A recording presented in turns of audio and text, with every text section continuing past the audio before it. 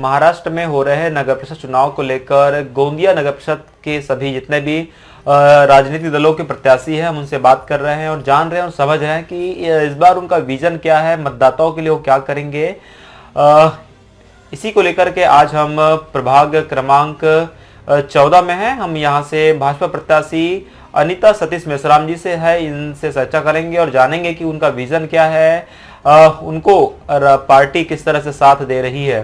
Ma'am, बहुत स्वागत है आपका जनचेतना न्यूज में। हाँ मैडम, जिस तरह से हम देख रहे हैं कि भाजपा से आप चुनाव लड़ रहे हैं, राजनीति में आप कैसे आए, क्या पारिवारिक बैकग्राउंड है और क्या समाज कार्यों में आप हमेशा आगे रहे हैं? जी, मैं पहले अपना परिचय देना चाहूँगी। जी, मैं अनीता सतीश मेश्राम प्रभाग 14 की उम्मीदवार हूँ। इसके पहले भी मैं पार्षद रह चुकी हूँ 5 साल और चुनाव न होने के कारण 4 साल में सतत जनता की सेवा में रह चुकी हूँ। और पारिवारिक संबंध बोले तो मैं अपने मायके से ही, अपने आई के घर से ही जुड़ी हुई इस बीजेपी पार्टी से। जैसे मेरे पिताजी बाबूलाल जी उक्के, वो भी इस बीजेपी से ही जुड़े थे और उनका हमेशा बीजेपी के लिए ही हमेशा सहयोग रहा है। वो भी अपने इसमें 1992 में भी ऐसे कुछ, शायद मैं भूल चुकी हूँ कौन सा सन था, तो उस समय वो सरपंच थे आसोली गांव के। और आसोली गांव मेरा मायका है। और 2012 में मेरी शादी हुई है यहाँ गोविंदपुर गोंदिया में। तो यहाँ भी मेरे को पूरा परिवार यानी बीजेपी से ही जुड़ा मिला है। जैसे कि समझो मेरे काका ससुर हैं जयपाल जी मेश्राम, वो भी बीजेपी से ही चुनाव लड़ चुके हैं और वो भी अग्रसर रह चुके हैं, इसमें चुनाव जीत चुके हैं। वैसे ही फिर मेरे जो पति है सतीश जी मेश्राम, वो भी इस बीजेपी पार्टी से अभी समझो 25-30 साल से सतत कार्य करते ही रह चुके हैं, कार्यकर्ता के इससे। और जैसे अभी मेरे को 2017 के चुनाव में मेरे को उम्मीदवारी पद मिला था, उसमें भी अच्छे कार्यरत की मैंने और जनता ने मुझे बहुमतों से चुन के लाया है गोविंदपुर में प्रभाग 3 से। पहले प्रभाग 3 था, अभी 14 हो चुका है। और फिर से अभी जैसे 4 साल हमारे ऐसे ही गए समझो चुनाव न होने के कारण, फिर भी हम सतत जनता के सेवा में कार्य करते रहे। आप पार्षद हैं तो पार्षद थे, तो अब जो कुछ काम है क्या बच गया है जो करना चाहोगे? अभी छोटे मोटे काम बचे हैं, वैसे तो हमने प्रयास किए हैं अपने इससे काम करने की, लेकिन कैसा है हमारे कार्यकाल में 5 साल का कार्यकाल था हमारा 2017 से लेकर, तो उसमें हमको 2 साल मिले उसमें कार्य करने के। उसमें मेरे को महिला बाल कल्याण विभाग के सभापति बनने का भी मुझे मौका मिला। उसमें हमने बहुत से काम किए, जैसे ड्राइविंग क्लास, ब्यूटी पार्लर, सिलाई क्लास, ऐसे इस तरीके से बहुत से काम मिले। और हर मंदिरों में झूले वगैरह सब कुछ हमने लगाए थे। फिर उसमें बीच में कोरोना काल आ गया, तो कोरोना काल में हमारे 3 साल ऐसे ही चले गए। फिर भी कोरोना काल में भी हमने निरंतर कार्य करते रहे, जनता की सेवा करते रहे। जितना जमा उतना हम यानी पार्टी की थ्रू अनाज वगैरह पहुंचाने का कार्य हमने किए। और अभी सतत हम यानी जनता से कांटेक्ट में ही रहे, उनकी सेवा में सतत तत्पर रहे।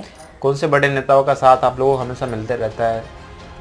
यानी समझो बड़े नेता बोले तो हमारे लिए तो सबच हमारे मार्गदर्शक रहे हैं। जैसे बीजेपी से जुड़े हैं तो पूरे हमारे मार्गदर्शक रहे और उनका बहुत बड़े मोल में उनका सहयोग मिला है हमको। अभी तो फिलहाल हमको विनोद भाऊ अग्रवाल का ही सहयोग मिला है, उनके ही नेतृत्व में हमको ये बीजेपी की सीट मिली है, टिकट मिली है उम्मीदवारी पद पर। और भावराव जी काका हमारे जो है उनका भी बहुत बड़ा हाथ रहा है इस उम्मीदवारी पद के लिए। और सुनील जी केलन का है, उनका भी बहुत बड़ा सहयोग रहा हमारे लिए। जैसे अशोक काका जी है, अशोक काका इंगले, उनका भी बहुत बड़ा सहयोग मिला हमको। यानी बीजेपी में जितने भी बड़े बड़े नेता है उनका बहुत बड़े तरीके से हमको सहयोग मिला है। जैसे हमारी यानी भावनाताई कदम, इनका भी बहन के तौर पे, बहन जैसा उनका भी हमको सहयोग मिला है। इस तरीके से सभी का हमको बीजेपी में आए तो बहुत हम प्रसन्न हैं और बीजेपी हमारा घर परिवार ही है। इसलिए बीजेपी पार्टी हमको बहुत अच्छी लगती है, इसलिए हम इसमें रहना चाहते, जुड़े रहना चाहते। आप लगातार रोज मतदाताओं के बीच जा रहे हैं, कितना भरोसा, कितना उम्मीद आपको है कि इस बार मतदाता आपको चुनकर लाएंगे? हाँ, मतदाता की बात करूंगे तो हमारे वार्ड में वैसे ही बीजेपी की ही लहर है पहले से ही।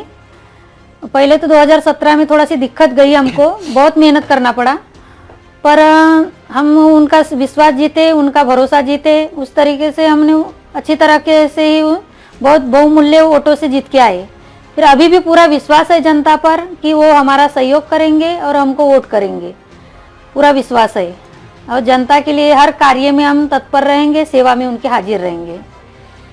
हाँ, मैं और बोलना चाहूँगी कि इस उम्मीदवारी पद के लिए जितनी मेहनत मेरे पति करते हैं, उनका बहुत बड़ा हाथ है, बहुमूल्य हाथ है इस जनता के इसमें भी, और मेरे क्या बोलते हैं उसको, उनका बहुत बड़ा हाथ है सतीश जी मेश्राम का।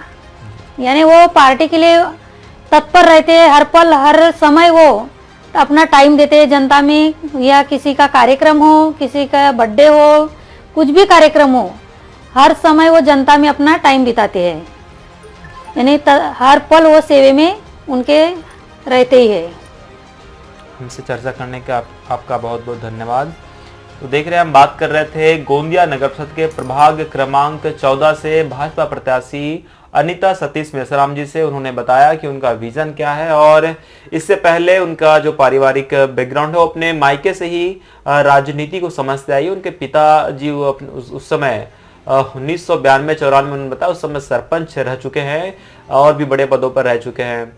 उनके पति जो है, उनका भी साथ हमेशा उनको मिलता है, काका ससुर की भी बात उन्होंने की, उनका भी हमेशा साथ मिलते रहता है, तो इसलिए इस सेवा में वो आए हुए हैं। तो इसी तरह नगर परिषद चुनाव के सभी अपडेट्स के लिए आप देखते रहिए जनचेतना न्यूज।